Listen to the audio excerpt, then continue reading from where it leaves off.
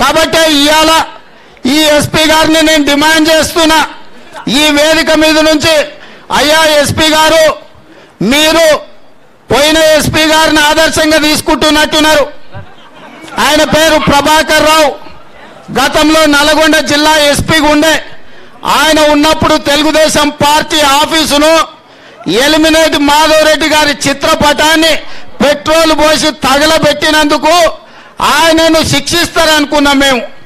ఆయనకు DIG promotion ఇచ్చి intelligence డిఐజీగా Hyderabad కు తీసుకొచ్చి ఉన్నత పదవిలో కూర్చోబెట్టిండు. కాబట్టి ఇవాళ ఈ నల్గొండ జిల్లా ఎస్పీ శ్రీనివాసరావు గారు అనుకుంటున్నారు, ప్రభాకర్ రావు గారు తెలుగుదేశం పార్టీ ఆఫీసును తగలబెట్టిస్తే డిఐజీ ప్రమోషన్ వచ్చింది, ఇంటెలిజెన్స్ అధికారిగా ముఖ్యమంత్రి గారి కనుసన్నలో సైగలలో పనిచేసే అవకాశం వచ్చింది. ఇవాళ ఎంకర్న కుటుంబ సభ్యుడు, అత్యంత సన్నిహితుడు, అనుచరుని శ్రీనివాసుని హత్య చేపిస్తే, హంతకులను కాపాడితే నీకు ఇంకా ఉన్నత పదవి వస్తుందని నువ్వు అనుకుంటున్నట్టున్నావు.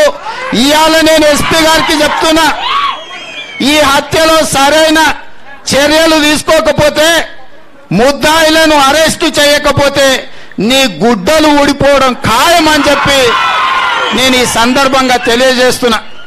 కాబట్టి సోదరులారా, ఈ రాష్ట్రంలో ఇవాళ పోరాడి తెచ్చుకున్న తెలంగాణ లేదు. ఆనాడు జానారెడ్డి గారు పెద్దలు ఇంటి దగ్గర జేఏసీ నిర్ణయించినప్పుడు వారు ఆనాడు చెప్పిండ్రు కాబట్టి జేఏసీ పెడితే తెలంగాణ బిడ్డలు జెండాలు కట్టిండ్రు. దొరగారు వస్తే వంగొంగి దండాలు పెట్టిండ్రు. రాష్ట్రం కోసం తెలంగాణ బిడ్డలు ప్రాణాలు ఇచ్చిండ్రు. ఇవాళ ప్రాణాలు ఇచ్చింది ఎవరు? పదలు అనుభవిస్తున్నది ఎవరు? ఇవాళ ప్రాణాలు ఇచ్చిన బిడ్డల తల్లిదండ్రులు కానీ, ప్రాణాలు ఇచ్చిన తెలంగాణ యువత కానీ, ప్రాణాలు ఇచ్చి పోరాటాలు చేసిన తెలంగాణ రైతాంగ సోదరులు కానీ ఎవరైనా ఈ రాష్ట్రంలో ఆనందంగా ఉన్నారా? ఒక్కసారి ఆలోచన చేయండి. ఇవాళ ప్రాణాలు ఇచ్చింది ఒకరైతే పదవులు అనుభవిస్తున్నది ఇంకొకరు.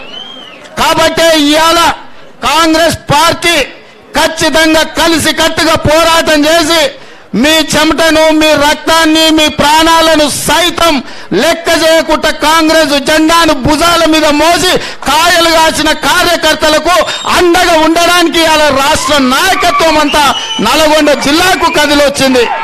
ఇవాళ శ్రీనివాస్ కుటుంబం ఒంటరి కాదు.